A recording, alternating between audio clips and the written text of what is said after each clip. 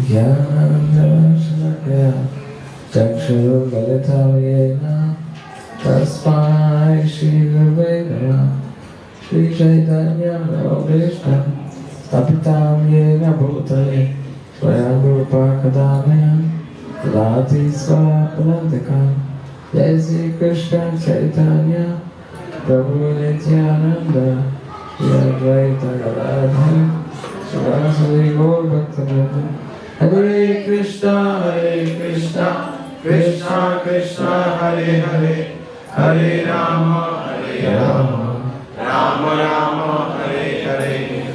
हरे कृष्ण। सो पिछले एक दिन में एक से ज्यादा आप लोगों ने द्वारका वैकुंठ धाम में महत्वपूर्ण समय बिताया।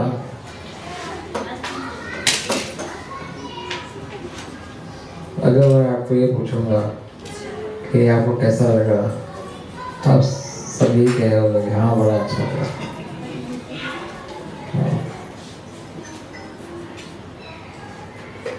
भाई नो, जब आप कभी यात्रा में किसी भी यात्रा में आते हो तो थोड़ा बहुत कष्ट भुगतना पड़ता है। बिना कष्ट के यात्रा संपन्न होती नहीं है। सो इस कष्ट में भगवान का आशीर्वाद है। आप भक्तों को मैराथन इनिंग चल रही है। So many places to visit and a lot of hearing and a lot of Krishna conscious activities. So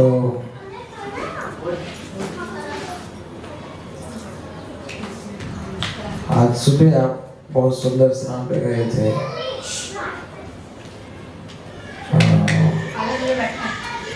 गोपी तालाब। ये गोपी तालाब जो है बहुत स्पेशल स्थान है।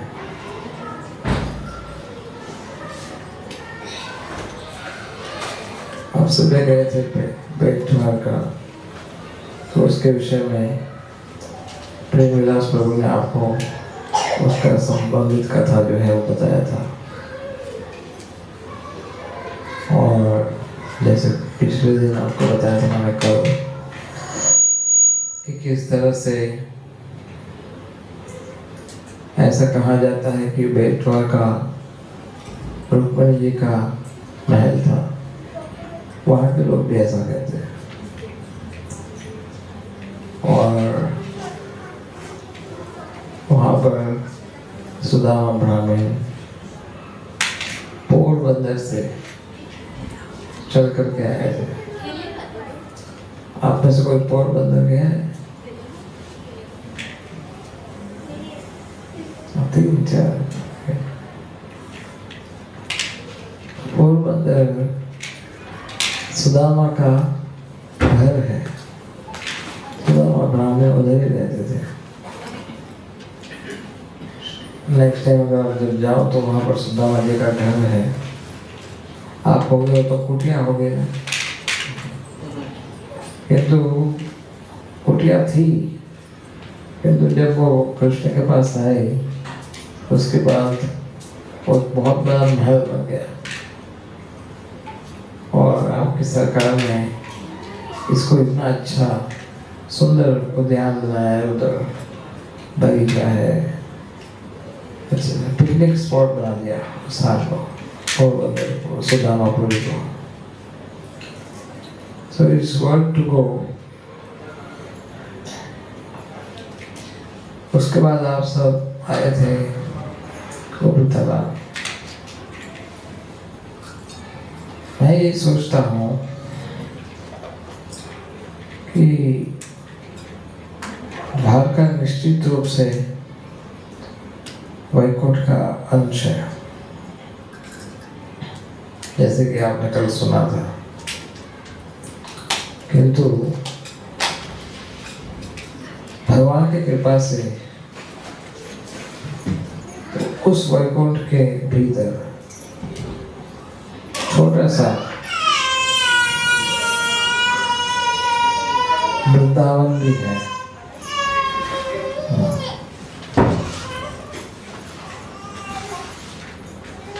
छोटा सा वृंदावन भी है। संक्षिप्त में आपको कथा बताता हूँ। ऐसे तो मैं आपको लंबी से कथा बताने वाला था, किंतु गाय माता का अधिकार वहां पर ज्यादा था।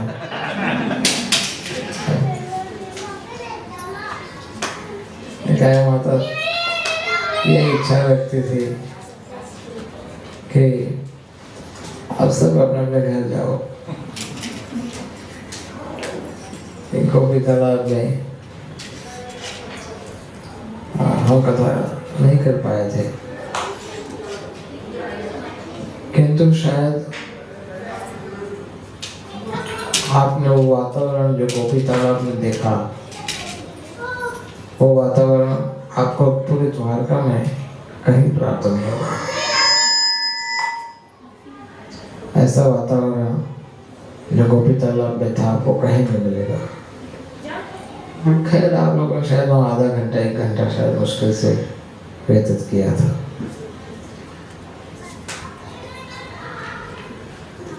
ऐसी कथा इस प्रकार से है कि जब गोपियों को भगवान की दर्शन की अभिलाषा थी, तो भगवान के दर्शन करने के लिए वृंदावन आए थे। वृंदावन से द्वारका आए थे। कृष्ण ने वृंदावन में अपनी लीला प्रस्तुत की थी, और इस लीला में भगवान ने अपना सबसे सुंदर लीलाएं, जैसे गोवर्धन को उठाना, रास लीला करना, इस प्रकार की लीलाओं को प्रस्तुत किया था। किंतु भगवान वहां से मथुरा के लिए गए, और उसके बाद फिर द्वारका। मथुरा गए थे और ये बोल के गए थे कि मैं बस यो गया, यो आया। आप में से कोई गोवर्धन गया है? अच्छा, तो गोवर्धन में आप में से कोई गोवर्धन जाना चाहता है अभी?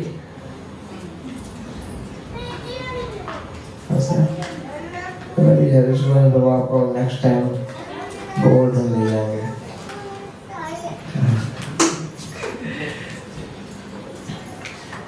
तो गोवर्धन वहाँ पर एक मंदिर है, लोठा बाबा का। ऐसा कहा जाता है कि वहाँ पर भगवान जब वहाँ से मथुरा, वृंदावन से मथुरा जा रहे थे, तो वहाँ से उनका मित्र था जिसका नाम था लोठा। तो उसने भगवान ने कहा आप ऐसे नहीं जा सकते, मैं भी आपके साथ चलूँगा। हाँ, तो नहीं, मैं अभी आया, अभी थोड़ी देर में वापस आ रहा हूँ, तुम इधर ही प्रतीक्षा करो। तो अभी भी प्रतीक्षा कर रहे हैं। कुछ साल पहले फिर वो उनका प्रतीक्षा समाप्त हुआ था, 400-500 साल पहले। तब तक वो प्रतीक्षा कर रहे थे लोठा बाबा। तो कृष्ण वृंदावन छोड़ करके एक कदम भी कहीं जाते नहीं। वृंदावन परित्यज्य पदम एकम न गच्छति। वृंदावन को छोड़ करके एक कदम भी भगवान बाहर नहीं जाते। फिर आप लोग फिर मथुरा कैसे गए? भगवान वृंदावन छोड़ करके जब मथुरा जाते हैं, तो भगवान अपना विष्णु स्वरूप 4 हाथ वाला उसको भेजते मथुरा, तो तुम जाओ मेरी जगह, मैं तो वृंदावन में ही रहूंगा। तो वो वृंदावन में ही रहे, किंतु वो प्रकट लीला की जगह पर अप्रकट लीला हो जाती है। अर्थात भगवान वहाँ पर उपस्थित फिजिकली नहीं दिखते। हाँ। तो फिर मथुरा से द्वारका गए, जैसे आपने उस दिन कल सुना था, सीधा ओवरनाइट ट्रांसफर हो गए। द्वारका के बाद बहुत सारे कार्य ऐसे थे कि जो एक के बाद लाइन अप थे। तो फिर वृंदावन में जो भक्त लोग प्रतीक्षा कर रहे थे, वो बेचारे भगवान के विरह में सूखे जा रहे थे। खास करके नंद महाराज, यशोदा माता, कृष्ण के सखा और गोपियाँ, ये लोग भगवान के विरह में एक एक क्षण उनके लिए एक एक युग की भांति बीत रहा था। कहा जाता है कि गोपियों में से श्रीमती राधा रानी का जो रूप था वो इतना दुबले हो गए थे कि उनको पूरे अंगूठी में से निकाल सकते हो, ऐसा कहा जाता है, इतना पतले हो गए थे। तो भगवान ने उद्धव को भेजा था कि अगर अब उद्धव को मैंने नहीं भेजा वृंदावन, तो ये लोग शायद प्राण त्याग कर देंगे मेरे विजन में। तो उद्धव के जाने के बाद थोड़ा सा टायर्डनेस मिला था उनको, किंतु फिर भी जब उनका लीला समाप्त होने वाला था, उस समय गोपियों ने ये इच्छा प्रस्तुत की थी कि हम कृष्ण को मिलना चाहते हैं। तो भगवान की विशेष योजना से सभी गोपियां द्वारिका आई थी। ऐसा भी कहा जाता है कि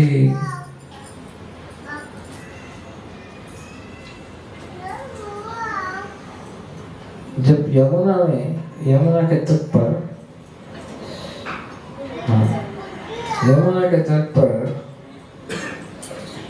मदन मोहन मंदिर, किसने देखा है? केसी घाट, कालिया यादव परिक्रमा, छोटा सा वृंदावन का, उस स्थान पर यमुना के पास सब गोपियां और बैठे थे।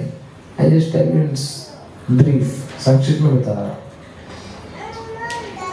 तो वहां पर नारद मुनि ने जाकर के कुछ भगवान का महिमा उच्चारण किया और कुछ लोगों का उच्चारण किया, जिसमें एक श्लोक ऐसा था, एक जगह ऐसा कहा गया था कि अगर कोई व्यक्ति प्रभास आता है, प्रभास वेदावर, वहां पर प्रभास थे, सिद्धपुर आपने देखा है? सिद्धाश्रम किसी ने देखा है? उंझा के पास सिद्धपुर। तो उन्होंने बताया कि सिद्धपुर में बेलू सरोवर है, बहुत ही पवित्र स्थान है। वो उसमें स्नान करने से कृष्ण का विधा समाप्त हो जाता है। तो ये सारे भक्त वृंदावन से स्पेशली भगवान का दर्शन करने की इच्छा से इधर आए थे बिंदु सरोवर, और उसके पश्चात फिर भगवान ने उनको कहा था द्वारका, तो सब लोग द्वारका गए थे। इधर भी कहा है। तो गोपियां जब द्वारका आई थी तो सब बड़े आतुर थे, उत्साहित थे, अरे वृंदावन की गोपियां आई है, वृंदावन की गोपियां।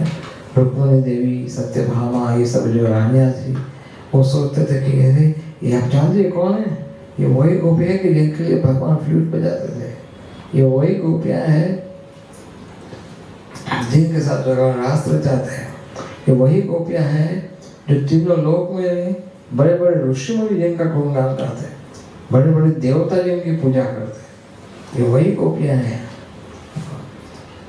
तो ये कितना सौभाग्य। तो इन लोगों ने उनका पर्सनल अपॉइंटमेंट मांगा था, रुक्मिणी देवी, सत्यभामा, कि हम चाहते हैं कि आप कृष्ण का गुणगान गाइए, हम सुनना चाहते हैं। सब द्वारका के रानियां। तो गोपियां पहले तो गई, भगवान ने अच्छे से स्वागत किया उनका। वो गांव में रहने वाली स्त्रियां हैं, और जो लोग गांव में रहते हैं ना, उनको शहर का ये जो neon light and traffic jam they don't like this.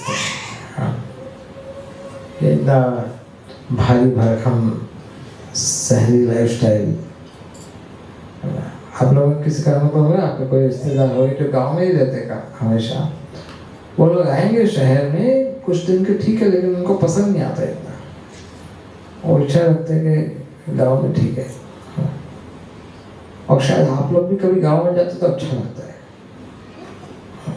Such a nice place, peaceful, शांत वातावरण।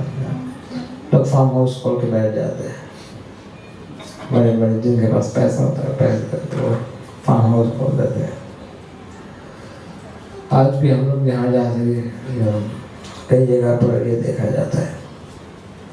वह वृंदावन का जो रस है वो माधुर्य रस है, और द्वारका का जो रस है वो ऐश्वर्य रस। ऐश्वर्य का अर्थ, ओ माय लॉर्ड, आप भगवान, हे प्रभु, आप महान हो, योर ऑनर, हाई कोर्ट का जज बैठ जाना, यस सर। लेकिन वही जज जब घर पे जाते हैं तो उनका अभी कहाँ गया, वो क्रॉलिंग करता बच्चा था ना, अभी तक यस। तो वही जज जब घर पे जाते हैं तो फिर वो बच्चा कहता है, पापा घोड़ा बनो, हम आपके ऊपर बैठेंगे। वही हाईकोर्ट का जज होता है, किंतु उसको घोड़ा बनना पड़ता है। और उनके पत्नी उनको बोलेगी, थोड़ा सब्जी काटने में सारा हेल्प करो, तो उसको सब्जी भी काटना पड़ता है। This is natural. तो ये घर का संबंध है। और हाईकोर्ट में जैसे एंटर होते हैं सब खड़े हो जाते हैं। तो ये जो 4 हाथ वाला रूप है ना भगवान का, वो हाईकोर्ट वाला है। वहाँ सबको खड़ा होकर, यस सर, ब्रह्मा, शिव, नारद, शिव, इंद्र, चंद्र और सब खड़े रहते हैं हाथ जोड़कर। किंतु जब घर में आता है, जो कृष्ण का जो रूप है, वृंदावन का रूप, ये घर वाला रूप है। वहाँ पर उनके मित्र बोलते हैं, भाई तुम कौन सा बड़ा है, किसने बोला तुम भगवान है, जाओ आईने में मुँह देख के आओ। ये वृंदावन का भाव है, वो भगवान के साथ सख्य रस से जुड़े हुए। अगली बार तुमने चीटिंग किया Krishna, you can not play with us, तो हमारे साथ खेल नहीं सकते। तो वो लीला पुरुषोत्तम कृष्ण वहां पर लीला करते हैं। मक्खन चोरी करना, नारायण कभी मक्खन चोरी कर सकते हैं? कैसा लगेगा? यू कैन इमेजिन नारायण मक्खन चोरी किया, इम्पॉसिबल। किंतु Krishna can do it. Krishna मटकी फोड़ सकते हैं। नारायण अगर मटकी फोड़ेंगे तो लोग हंसने लगे, अरे 4 हाथ वाले आपने मटकी फोड़ दिया। आई मीन दिस इम्पॉसिबल, ये असंभव है। तो कृष्ण की जो वृंदावन की भक्ति है वो सर्वश्रेष्ठ भक्ति है, सर्वश्रेष्ठ भक्ति। इवन द्वारका के कृष्ण, उनको भी यहाँ के लोगों ने जब सुना वृंदावन के विषय में, वो सब वृंदावन का महिमा सुनना चाहते हैं। आप लोगों ने दर्शन तो किए थे ना कल, आप इनके पास जाके बोलोगे ना कि मैं वृंदावन से आया हूँ, द्वारकाधीश के पास जाकर तो बहुत खुश हो जाएंगे, अरे आप वृंदावन वाले हो। सो अच्छा, वृंदावन का भक्ति का एक ही सबसे महत्वपूर्ण महिमा है। आप उससे पूरा समझ जाओ कि वृंदावन की भक्ति कैसी हो रही है, केवल एक लाइन में। वृंदावन का जो भक्ति है उसका एक ही महत्वपूर्ण लक्षण है। कौन सा लक्षण है? कि वृंदावन में रहने वाले जितने भी लोग हैं ब्रजवासी, उनको केवल एक ही इच्छा है और कोई इच्छा नहीं, ओनली वन डिजायर। सबको, किसी को भी आप पूछो, केवल एक ही अभिलाषा सबकी, वो सब यही चाहते हैं कि किस तरह से कृष्ण प्रसन्न हो, बस।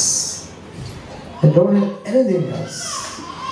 वो कुछ नहीं चाहते, उनका जो होना है हो, उनको मरना पड़े मरने को तैयार है, उनको कष्ट भुगतना पड़े कष्ट भुगतना, वो जो भी सजा दोगे तो सजा लेने भी तैयार है, किंतु क्या चाहते हैं? कृष्ण प्रसन्न। और जो कोई भक्त इस प्रकार की मानसिकता, इस प्रकार की भक्ति को विकसित करता है, वो वृंदावन का वासी बन सकता है, वो ब्रजवासी बन सकता है, ना कि वो कि जो केवल राधे राधे बोलता है। राधा रानी का गुणगान, राधा रानी सबसे बड़ी सब प्रकार की जो शक्तियां हैं, सभी शक्तियों का मूल है राधा रानी। और उनका भगवान के प्रति, गोपियों का जो भगवान के प्रति जो प्रेम है, उसको कोई व्यक्ति तभी समझ सकता है जब उसके हृदय में से काम, क्रोध, लोभ, मोह, मद, मत्सर्य ये समाप्त हुआ है। हम सबके हृदय में कचरा है या नहीं है? कितना है? थोड़ा है, ज्यादा है? ज्यादा है। कोयले से भी काला है हमारा हृदय, और इसको शुद्ध करने के लिए हमें ये हरि नाम का उच्चारण करना पड़ेगा। So here I just complete this गोपीतला पाठ।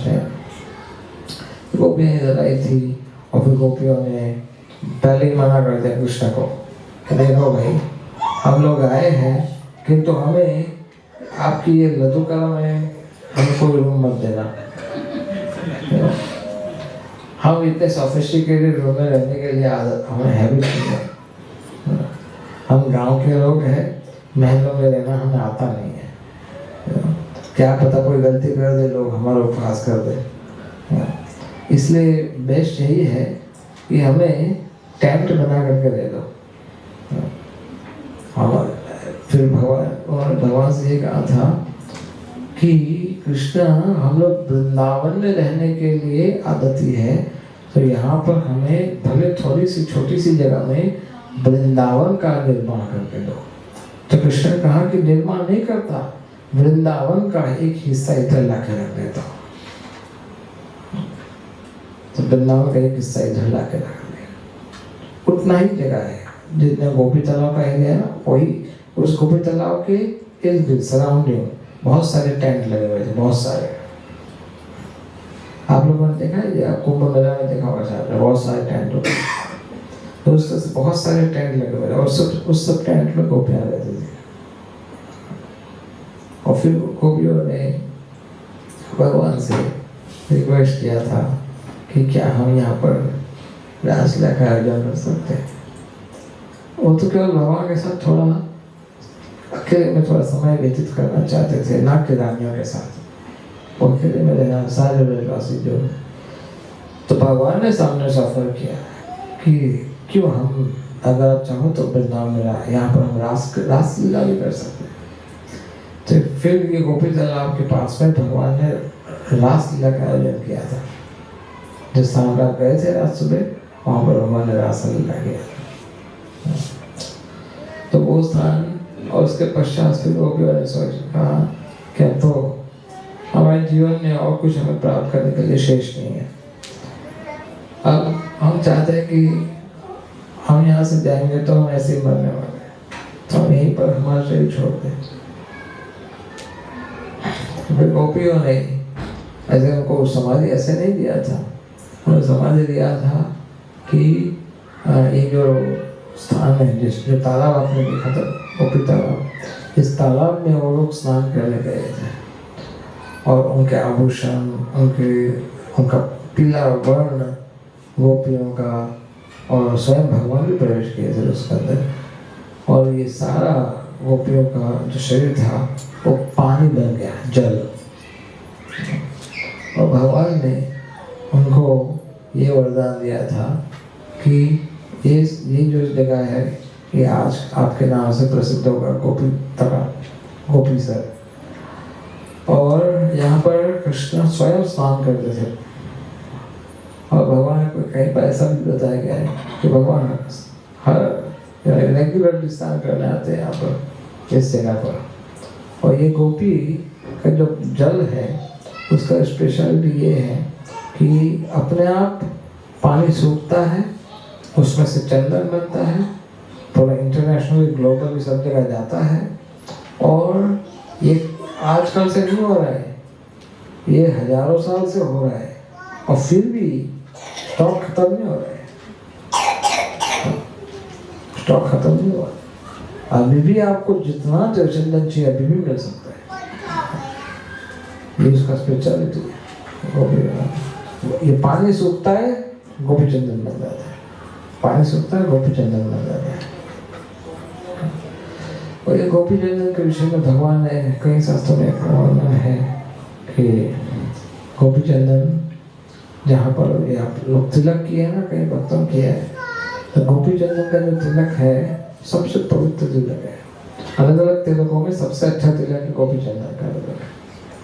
और गोपी चंदन का तिलक जिसने किया है, विष्णु तिलक आपने जो किया है, तुलसी पत्ता वाला, कुछ लोग केवल ऊपर लगाते हैं, किंतु विष्णु वैष्णव तिलक कैसा होता है, ऊपर जो फोरहेड में भगवान के 2 चरण कमल होते हैं यू शेप में, और नीचे तुलसी का पत्ता होता है, जो कि नाक के ऊपर के हिस्से पे होता है, तो तुलसी का पत्ता होता है। तो ये विष्णु जो वैष्णव का तिलक है, भगवान के भक्तों का तिलक है, और यही हमारा श्रृंगार है। और कोई श्रृंगार तो आता नहीं है, यही श्रृंगार आता है कि हम तिलक लगाते हैं। और जिस व्यक्ति के सिर पर ये तिलक होता है उसको यमराज या उनके दूत उसके पास जाते नहीं है, कभी नहीं जाते उसके पास तिलक, ना उनके न यमदूत आते हैं, न यमराज आते हैं, न ब्लैक मैजिक कुछ काम कर सकता है। ब्लैक मैजिक में भी कुछ लोग परेशान होते तो वो तो विष्णु तिलक भगवान का चिन्ह है, भगवान का मंदिर है, एक रूप से भगवान विराजमान होते हैं। ओम केशवाय नमः, नारायण नमः, माधवाय नमः, इस तरह से भगवान के नामों का उच्चारण करके वहाँ पर तिलक लगाते हैं, तो वहाँ पर भगवान विराजमान होते हैं।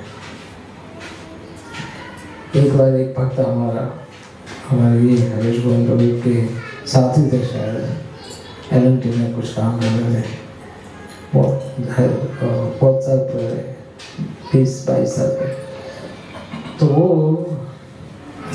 LNT में थे, मैनेजर से कहीं उनकी अच्छी पोस्ट कहीं, तो वो तिलक लगा करके ये अपना तिलक लगा कर ऑफिस में जाते थे वर्क में। तो उनके जो बॉस है वो उनको कहे अलग से बोला, खाने बैठो, कहा बोले देखो मैं आपको साफ शब्दों में बता रहा हूँ, कल से तुम ये तिलक लगा कर ऑफिस मत आया करो, ये तिलक मत लगाओ, ये दिस इज नॉट पॉसिबल। आप ऑफिस में तिलक लगा के नहीं आ सकते, तो कल से तुम नहीं आना तिलक लगा करके। तो उसने कहा कि सर ये असंभव है, ये पॉसिबल नहीं है कि तिलक लगाए बिना मैं आऊँ, ये संभव नहीं है। तो तुम जानते तुम क्या कह रहे हो, तुम अपने नौकरी से हाथ धो सकते हो सकता है तुम्हें नौकरी छोड़ना पड़े। अब तुम चुनाव करो, तुम क्या करना चाहते हो। तो उसने सामने कहा वो भक्त ने कि सर आपकी नौकरी कितने साल से, 3 साल, 4 साल, 5 साल, कितने साल से, और ये मैं जो तिलक लगाऊं बचपन से लगाता हूँ, किसको त्याग करना चाहिए, तिलक को त्याग करूं या नौकरी को त्याग करूं। तो फिर वो जो के ऑफिस में रहते हैं, तो ठीक है मैं तुम्हारे लिए एक्सेप्शनल केस बना देता हूँ, फिर तुम्हें कोई नहीं रोकेगा, तुम तिलक लगा के आया करो, नो प्रॉब्लम। लेकिन उस दिन के बाद उनके बॉस से लेकर के जितने भी कलीग थे वो सब उनको आदर से बात करते थे कि आप अच्छे व्यक्ति हो, अच्छे इंसान हो, nice people, nice person, saintly person. But everybody respected and loved him. So you don't need to lose your culture. आपको अपनी संस्कृति को त्याग करने की आवश्यकता नहीं है। तो आप तिलक लगा सकते हो और ये तिलक लगाना चाहिए। अगर आपको नहीं आता लगाना तो भक्त आपको सिखाएंगे। फिर गोपी चंदन तिलक आपको लगाना चाहिए और गोपियों की तरह भगवान के प्रति एकनिष्ठ होकर के शरणागत होना चाहिए। ये भाव से कि भगवान जो है वो सारी सृष्टि के स्वामी हैं, मेरे भी स्वामी हैं और उनको प्रसन्न करने के अतिरिक्त मेरे जीवन का और कोई लक्ष्य नहीं है। मैं उनको प्रसन्न करना चाहता हूँ। आप कहेंगे हमारी जिम्मेदारियाँ हैं, तो आपकी जिम्मेदारियाँ हैं तो संसार में हजारों लाखों लोग हैं जिनकी जिम्मेदारियाँ हैं, तो आप अकेले नहीं हो जिनकी जिम्मेदारियाँ हैं। किंतु शरणागति से उल्टा आप अपनी जिम्मेदारियों को अच्छे से पालन कर पाओगे। So you should do it. So गोपियों के विषय में आपने देखा किस तरह से शरणागति है, किंतु ये जो महिमा आपको कैसे सुनने को प्राप्त हुआ, ये हरीश गोविंद जी आपको बताएंगे किस तरह से महिमा आपने गोपियों का आपको सुनने को प्राप्त हुआ है। और हम आपको शायद थोड़ा समय दे सकते हैं, 5 मिनट 10 मिनट, एक क्वेश्चन कमेंट वाले और कुछ क्वेश्चन पूछना चाहते हो तो शायद आपने नोट भी किया होगा, आप पूछना भी चाहते हो, but somehow or other you didn't get opportunity to ask.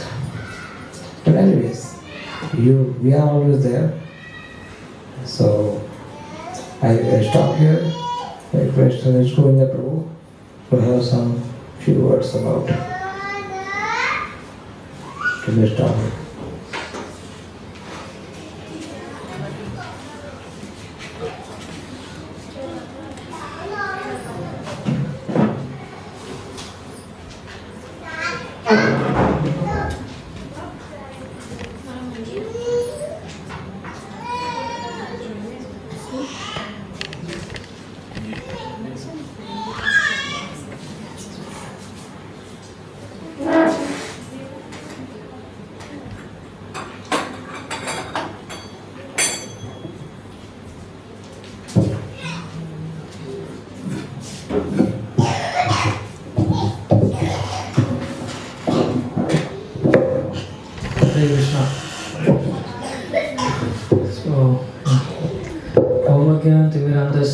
ज्ञानाञ्जनशलाकया चक्षुरुन्मीलितं येन तस्मै श्रीगुरुवे नमः।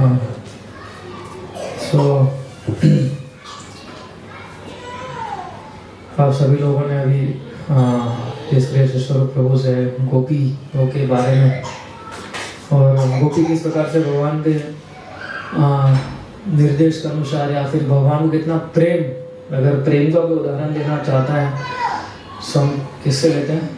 गोपियों का उदाहरण हम ज़्यादातर देते हैं। तो गोपियों का जो प्रेम था भगवान के प्रति, हमने केवल लेक्चर में सुना भी है कि गोपियों का प्रेम इतना था, गोपियों का भगवान के प्रति प्रेम इतना था, श्रद्धा इतनी थी कि वो सब कुछ छोड़ के कृष्ण के पास पहुंच गया था, अपनी सारी जिम्मेदारियां छोड़ के। और एक्चुअली यही भगवान जो है भगवत गीता में बताता हूँ, सर्वधर्म परित्यज्य मामेकं शरणं व्रज। ऐसे कल बताया था कि केवल एक मेरी ही शरण में आना है। और ये जो सबसे अच्छे से हमें सिखाया है वो कौन है? गोपियाँ, है ना, जिन्होंने हमें इतना प्रैक्टिकली सिखाया कि कैसे भगवान की शरण में जा सकते हैं। और अभी जैसे हमें तो पता नहीं है कि गोपियों गोपियाँ जो थी किस प्रकार से भगवान से प्रेम करती थी, किस प्रकार से भगवान की शरण 100% कंप्लीट सरेंडर था उनका कृष्ण के प्रति। हाँ, लेकिन वो हमें जानने को प्राप्त हुआ किसके माध्यम से? श्रील प्रभुपाद जी के माध्यम से।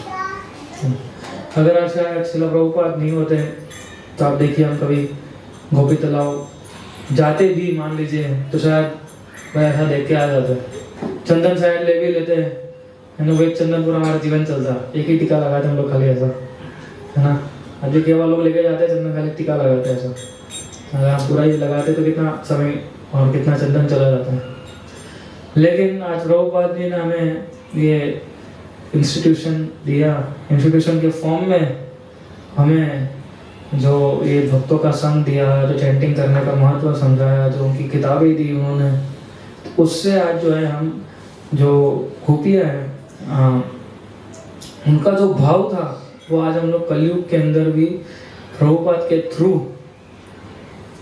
हमें वो प्राप्त हो रहा है।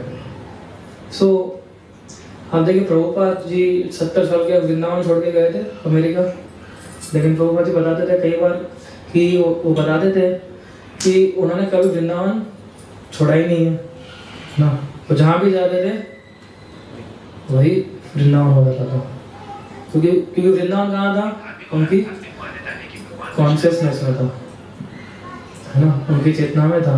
वो जहाँ भी जाते थे वही वृंदावन कॉन्शियसनेस लेके वो हर जगह पे वो जाते थे श्लोक प्रभुपाद। पर आज हम देखते हैं कि क्यों कैसे उनके माध्यम से हमें कितना सारा बेनिफिट हमें मिल रहा है। हमने तो कल देखा कि उनकी पुस्तकों के जो उनकी पुस्तक है उसको पढ़ना कितना आवश्यकता है ना, और कितना गंभीरता से हमें इस कृष्ण भावनामृत मूवमेंट को लेना चाहिए, वो भी हमने कल थोड़ा समझा। और ये बात जो है गोपियाँ भी बता रही है। श्रीमद् भागवतम के अगर 10वें स्कंद में अगर आप पढ़ेंगे तो गोपी गीत आता है ना, गोपियों के द्वारा गाया हुआ गीत, है ना, तो उसके अंदर बहुत अच्छा श्लोक आता है कि तव कथामृतं तप्त जीवनं कविभिरीडितं कल्मषापहं श्रवणमङ्गलं श्रीमदाततं भुवि गृह्णन्ति ये भूरिदा जना। तो जब चैतन्य महाप्रभु इस श्लोक को सुनते थे जब भी, तो चैतन्य महाप्रभु प्रेम वश में नाचने लगते थे, है ना। वो अपना मटेरियल कॉन्शियसनेस, मटेरियल भगवान का तो वही होता ही नहीं है, लेकिन जो भी उनका फिजिकल कॉन्शियसनेस था उसको वो भूल जाते थे। क्योंकि गोपियाँ जो है ना इधर एग्जैक्ट एक भक्त का भाव एक प्रकार से बता रही है कि किस प्रकार से भक्त जो सबसे अधिक उनके प्रचार कार्य में लगते हैं वो कितने प्रिय है। किसके अंदर कैसा, तव कथामृतम तप्त जीवनम, तव कथामृतम यानी कि आपकी जो कथामृत है, आपकी जो ग्लोरीज है, आपके जो नेक्टर ऑफ वर्ड्स है ना, वो कैसे है, तप्त जीवनम। हम जीवन जी रहे हैं अभी और हमारा जीवन तप्त जीवन, तप्त का मतलब होता है कि हम लोग तप रहे हैं कि नहीं तप रहे, है ना, हमें दिक्कतें आ रही है कि नहीं आ रही है, हमें दुख आ रहा है कि नहीं आ रहा है, डिस्ट्रेसफुल सिचुएशन आती है कि नहीं आती है, वैसा हमारा पूरा जीवन जो है ना। सो आपका जो ये नेक्टर है तव कथामृतम तप्त जीवनम, कि ये जो जीव इस भौतिक संसार में फंसे हुए हैं उनके लिए कैसा है, कथामृतम, अमृत के समान है। कवि भीर एदितम कल्मषापहम, तो कवि भीर का मतलब क्या होता है, जो बड़े बड़े इंटेलेक्चुअल्स हैं या बड़े बड़े हमारे ऋषि मुनि हैं या बड़े बड़े हमारे जो आचार्य हैं, है ना, वो उन्होंने भी इसको पीड़ित है, यानी कि उन्होंने भी उसको इसका वर्णन किया है। और इसका वर्णन करने से क्या होता है, कल्मषापहम, कि हमारे जितने भी सिंपल रिएक्शन है, हम सभी ने पाप कर्म किए कि नहीं किए, पर आगे भी शायद करते जाएंगे, है ना। कई बार हमें होता है कि हमें पता होता है फिर भी हम उस पाप कार्य को छोड़ नहीं पाते, है ना। हालांकि हमें रिपेंटेंस होता है, दुख भी होता है कि अरे मुझे इतना सब पता चल गया फिर भी मैं इस कार्य में क्यों जुड़ा हुआ हूँ, क्यों जुड़ी हुई हूँ, लेकिन हम समावदर कोई ना कोई पाप कर्म से जुड़े हुए हैं। तो कवि भी रिदितम कल्मषापहम, तो सारे जो हमने पाप किए हुए हैं सारा पाप क्या हो जाता है, विनाश हो जाता है। श्रवण मंगलम, जो भी व्यक्ति इसको सुनता है, जो भी सुनता है उसको क्या देता है, वो 100% स्पिरिचुअल बेनिफिट, है ना। उसकी पूरी कॉन्शियसनेस चेंज हो जाती है। आज देखिए आप अपना जीवन 4 महीने के पहले का देखिए और अभी का जीवन देखिए, है ना, कितना फर्क पड़ गया, है ना। क्यों? क्योंकि आपने हरिनाम ठीक से लिया, आपने भक्तों का संग किया, आपने ये प्रकार प्रभुपाद की पुस्तकें कुछ पढ़ी, है ना, और ऑब्वियसली आप सबने प्रसाद खाया, है ना। तो ये सारी चीज़ों से हमारे जीवन में देखो कितना चेंजेस आने लगे हैं, है ना। तो श्रवण मंगलम श्रीमद् आततम, तो ये जो कथामृतम है वो एकदम स्पिरिचुअल एनर्जी, स्पिरिचुअल पावर से वो क्या है, भरा हुआ है ना। और आततम का मतलब क्या है कि उसको पूरे विश्व में इसको फैलाया गया है ना। विश्व के हर एक कोने कोने में जो है भगवान के नामों को फैला गया। भूरी गृह्णन्ति भूरी दा जना, यानी कि जो भी व्यक्ति इस संदेश का प्रचार करता है भगवान का, आप सोचिए कि वो जो व्यक्ति है वो कितना अत्यधिक उदार होगा। भूरी दा जना, कि जो ये जो विज्ञान है, ये जो कथामृतम है, वो हर एक जीवों को फैला रहा है प्रचार करते हुए, तो वो जो है कितना अत्यधिक उदार होगा, है ना, कितना म्यूनिफिसेंट। तो बताया गया है कि those who spread the personality message of God are most munificent, कि कितने उदार हैं। आप देखिए श्रील प्रभुपाद जी ने इसी संदेश को पूरे विश्व में फैलाया ना। तो अगर हम इस श्लोक पे जाए तो पूरा 1-1.5 घंटा क्लास ले सकते हैं, और इतना समय नहीं है हमारे पास, लेकिन हम इतना समझ सकते हैं कि जब हम कथामृतम सुनते हैं भगवान का, तो भगवान के विषय, कथामृतम का मतलब क्या है कि भगवान के नाम रूप गुण लीलाओं के बारे में श्रवण करना, हाँ। तो धीरे धीरे धीरे धीरे, है ना, ये हमारे कर्ण में जितना जाता रहेगा, एक समय आएगा कि हम हमारा जो जीवन है उसको हम संतुष्टि प्राप्त कर सकते हैं, जो कि भौतिक जीवन में कभी पॉसिबल ही नहीं है। भौतिक जीवन आप देखते कभी संतुष्टि प्राप्त नहीं होगी आपको। आज ये मोबाइल फोन है तो 1-2 साल के बाद हमें होगा कि दूसरा मोबाइल फोन ले लूँ। आज एक गाड़ी है तो मैं लगेगा आज दूसरी गाड़ी ले लूँ मैं, है ना। भले ना सब चीज़ें अच्छी चल रही होती है, लेकिन फिर भी हमें लगता है कि चलो अभी मैं इस घर के अंदर 15 साल रह गया, अभी मैं घर चेंज करता हूँ, है ना। तो हम कितना मेहनत करते हैं फिर उसके लिए, और फिर भी संतुष्टि प्राप्त नहीं होती। और इस सभी के ऊपर क्या है कि जो भी आप खरीद रहे हो, जो भी आप ले रहे हो, सब कुछ एक दिन छोड़ के जाना है। वो तो आप कभी वापस नहीं लेके जा सकते। आपका घर हो, आपकी गाड़ी हो, आपका बैंक बैलेंस हो, कभी भी वापस नहीं जाने वाला ये तो, है ना। सो श्रील प्रभुपाद जी ने इतनी विशेष कृपा की हम सभी के ऊपर कि उन्होंने इतना कष्ट सहन किया, है ना। आप देखिए किसी भी जीव का हृदय परिवर्तन करना उतना आसान नहीं होता है। उसकी जो बिलीफ होती है ना, उसका जो भी बचपन से वो पढ़ के आया है, जो सुन के आया अपने दादा दादियों से, है ना, और फिर उसको उसका हृदय पूरा परिवर्तन करना इतनी आसान बात नहीं है। तो श्रील प्रभुपाद जी का डेडिकेशन कितना होगा कि उन्होंने ऐसे लोगों का जीवन परिवर्तन किया कि जिन्होंने कभी कृष्ण तो बहुत दूर की बात है के भी नहीं सुना हुआ कृष्ण का। राम क्या, हनुमान क्या, और आप आप देख सकते हैं कि वो लोग आज श्रीमद् भागवतम के ऊपर और चैतन्य चरितामृत के ऊपर, रामायण महाभारत सभी के ऊपर कितना बड़े बड़े वो जो है उदाहरण प्रस्तुत करते हैं हमारे सामने। हमें ये समझना चाहिए कि श्रील प्रभुपाद जी का डेडिकेशन जितना हम समझेंगे, है ना, उतना हमारा कृष्ण भावनामृत के प्रति निष्ठा भी बढ़ेगा और हमारी श्रद्धा भी बढ़ेगी, है ना। कभी भी ऐसा लगे कि आज मैंने बहुत प्रोग्राम हो गए, हाँ, बहुत मंगल आरती हो गई, तो मैं तुरंत प्रभुपाद को याद करना चाहिए कि उन्होंने कितना किया होगा, उसके सामने मैं कितना कर रहा हूँ, है ना। वो कंपेयर करना चाहिए, वो उन्होंने क्या किया और उसके सामने मैं क्या कर रहा हूँ, मैं तो कुछ भी नहीं कर रहा हूँ। फिर आपको मालूम पड़ेगा कि हम कितना कर रहे हैं, है ना। So we should always remember this. जितना हम इसको श्रवण करेंगे तो इसलिए श्रीमद् भागवतम जो है,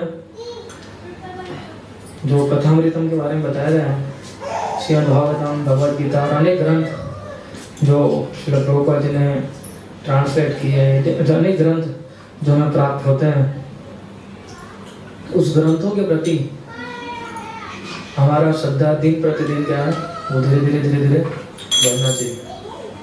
और हमें श्रील प्रभुपाद जी का ये जो डेडिकेशन है वो हमें से याद रखना चाहिए। वो उन्होंने आज हमें इन सारी गोपियों को इंट्रोड्यूस कराया, उन्होंने गोपियों का प्रेम जो हमें इंट्रोड्यूस करा। हमें तो पता ही नहीं था, हम तो ये समझते थे, अब तक क्या समझते थे, छोटा मोटा समझ, और वो भी क्या समझते थे, क्या ठीक है कृष्णा जो है इतनी सारी यंग गर्ल्स के साथ जो है वो रासलीला करते थे और उनके साथ घूमते फिरते थे, है ना। इतना ही, इससे ज़्यादा हमें शायद नहीं मालूम होगा, लेकिन गोपियों का भाव क्या था, गोपियों का प्रेम तक क्या था भगवान के प्रति, है ना। और वो प्रेम को जो हमें पता चलता है किसके माध्यम से, श्रील प्रभुपाद जी के माध्यम से, है ना। सो ये जो कथामृतम है जो आप लोग अभी आप लोगों ने दर्शन किए, कल हरिनाम संकीर्तन किया, रात को भी कीर्तन किया, सो मंगला आरती किया, आज ही भेंट द्वारका गए तो बस में भी आपने कुछ श्रवण किया होगा, है ना। तो श्रवण कीर्तन का पूरा एक बोलते हैं जंबो डोज मिल गया, है ना। तो हमने कभी, हमारा माइंड भी एक्चुअली आपको मालूम, हमारा माइंड भी एकदम बौखला जाता है, मन भी हमारा, क्योंकि उसको अचानक लगता है ये, है। इसलिए हम कई बार लोगों को बोलते हैं कि सोलह माला तुरंत नहीं करनी चाहिए, है ना, एकदम एक पहले दिन से। जो माइंड भी हमारा एकदम बौखला जाता है, सोलह क्या आ गया ये मेरे में, है ना, सारा उसके लिए भी एकदम झटका लगता है माइंड को भी। तो अभी हमने जो 2 दिन निकाले, है ना, तभी तक आपने थोड़ा माइंड को अपने प्रिपेयर किया हुआ है ना, चैंटिंग करते हुए, भक्तों का संग करते हुए। ऐसी बात होगा तो इंस्टॉलेशन जो आप सबके घर पे हुआ, है ना, आप लोगों ने किया, घर पे किया होगा या फिर किसी घर पे अटेंड किया होगा, है ना। तो ये सारा करते करते करते करते थोड़ा थोड़ा हमें पता चल गया, है ना। तो जोर का झटका धीरे से लगा। सो प्रभुपाद जी जो थे, आप समझे कि इतने कृपालु, इतने दयालु हैं हम पे कि हम, आप में से भी कितने सारे लोग द्वारका आए होंगे, हम भी पहले कितनी बार आए थे, लेकिन जब फर्स्ट टाइम जब ऐसी कथा सुनते हैं कि भगवान किस प्रकार से इधर आए, क्यों द्वारका हुआ, उसका लैंड कहाँ से आया, क्या हुआ, तो हमें कितना आनंद आता है वो समझ के, वो सुन के, है ना। सो ये सारी चीज़ हमें किसके माध्यम से मिल रही है, ऑब्वियसली प्रभुपाद के माध्यम से। तो हमें हमेशा उनके प्रति कृतज्ञ रहना चाहिए, क्योंकि हम जितना कृतज्ञ रहेंगे, है ना, भक्ति में कृतज्ञता का बहुत बड़ा रोल होता है ना। तो हम प्रभुपाद के प्रति हमेशा कृतज्ञ होना चाहिए। और प्रभुपाद अगर आप हमारे जीवन में नहीं आए होते तो हमारा जीवन कैसा होता, है ना।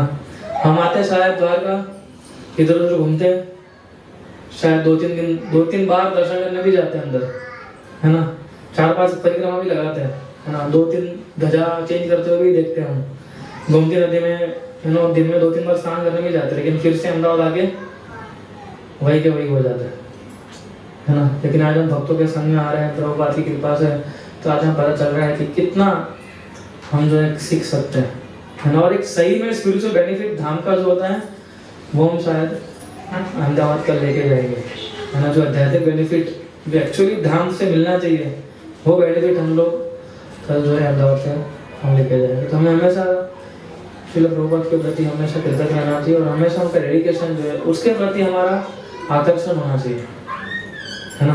अब देखिए इतना एंगेजमेंट होता है कृष्ण भक्ति के अंदर तो हमें समय ही नहीं मिलता है ना, बाहर की कुछ चीजें सोचने का। मन को अगर आप थोड़ा समय दोगे तो सोचेगा ना बाहर का कुछ, है ना। लेकिन मन को इतना एंगेज रखना है हमें कि बाहर की खराब चीज अंदर जाए ही नहीं, और फिर आप देखें कितना आनंद आता है ना। तो वो आनंद हम ले सकते हैं जितना हम श्रील प्रभुपाद जी के प्रति निष्ठा बनाए रखेंगे, और हमेशा उनके प्रति कृतज्ञ, हर रोज हमें उनके प्रति कृतज्ञ होना चाहिए, है ना। कि थैंक यू श्रील प्रभुपाद, अगर आपने इतना कष्ट सहन नहीं किया होता इतनी बड़ी उम्र में, पर आप शायद अमेरिका नहीं गए होते, हम भी इस भौतिक संसार दूसरे लोगों की तरह, यू नो, शायद हम अच्छे मकान में रहते हैं, गाड़ियों में घूमते फिरते हैं, बड़ी बड़ी रेस्टोरेंट में खाना खाने जाते हैं, और वही हमारा जो सोशल रिलेशन होता है सगे संबंधी होगा उसमें जो है हमारा समय व्यतीत कर देते हैं, और वैसे हमारा मनुष्य जीवन पूरा निकाल देते हैं, ठीक है। So thank you very much आप सभी लोगों का। और जैसे ईश्वर ने बताया कि कुछ प्रश्न हम लोग ले सकते हैं फॉर 10 मिनट्स। आपको कोई भी प्रश्न हो कल से लेके आज तक, सो वी हैव ईश्वर को ओके एलिमेंट्स।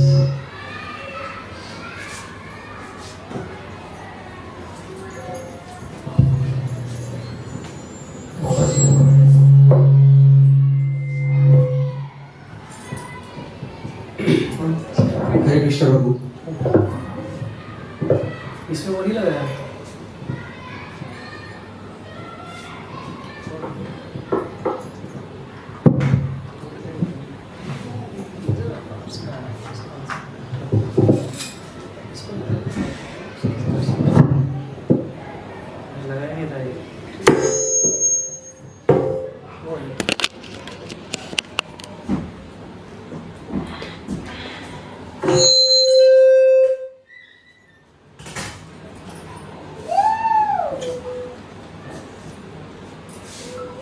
चालू से माइक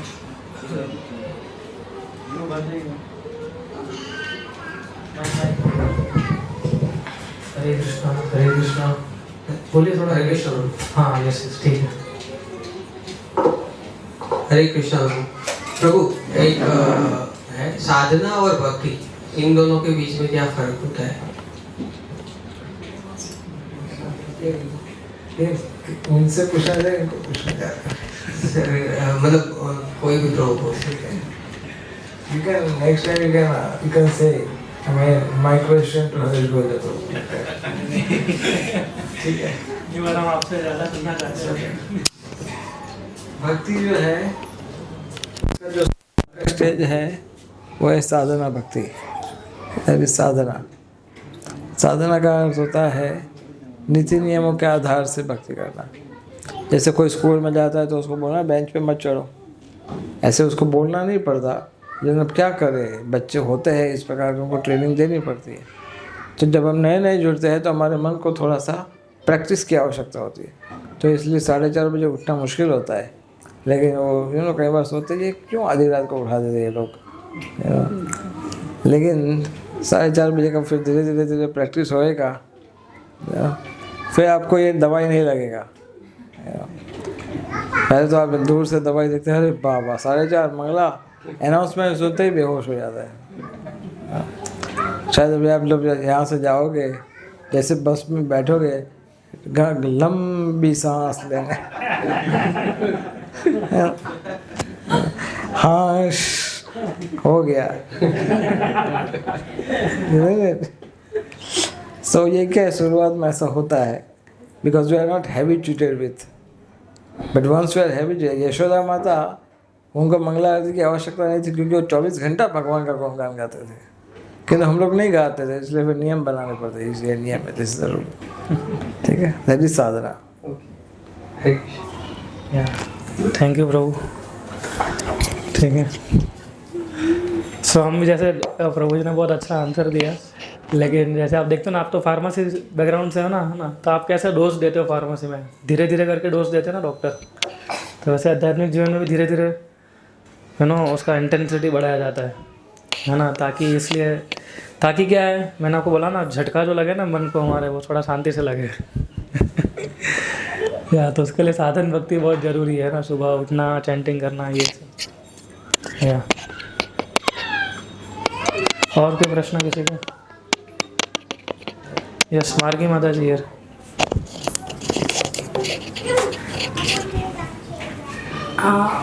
हरे कृष्ण प्रभु जी, मेरा प्रश्न आपसे है प्रभु जी। हाँ,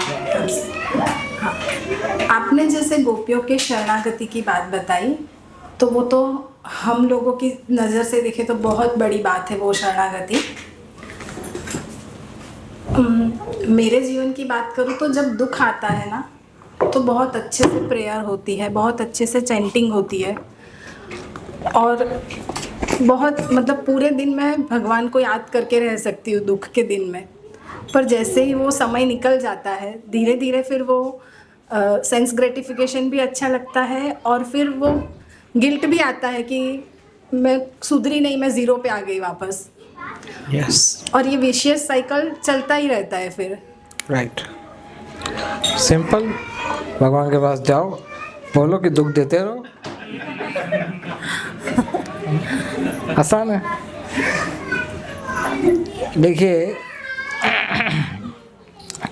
भक्तों की संगति बनाए रखोगे, माला का जप करते रहोगे और प्रभुपाद जी के ग्रंथों को पढ़ते रहोगे, तो अगर दुख भी आएगा तभी भी नहीं पता चलेगा, और सुख भी आएगा तभी भी नहीं पता चलेगा, तो दोनों में एक समान हो जाओगे। तो इम्पोर्टेंट ये नहीं है कि आप दुख में ज़्यादा याद करते हो या सुख में, इम्पोर्टेंट ये है कि आप याद करो, फिर दुख और सुख पता ही नहीं पड़ेगा। तो भगवान का स्मरण हमेशा बना रहे, इसके लिए प्रैक्टिस करना पड़ता है। वो अंग्रेजी में कहावत है ना, practice can make one perfect. तो अगर आप अभ्यास करोगे, प्रैक्टिस करोगे, then you will be perfect.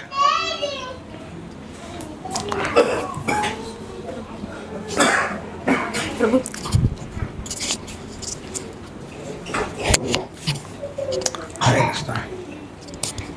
प्रभु, मेरा प्रश्न विश्वेश्वर दास जी प्रभु जी को है।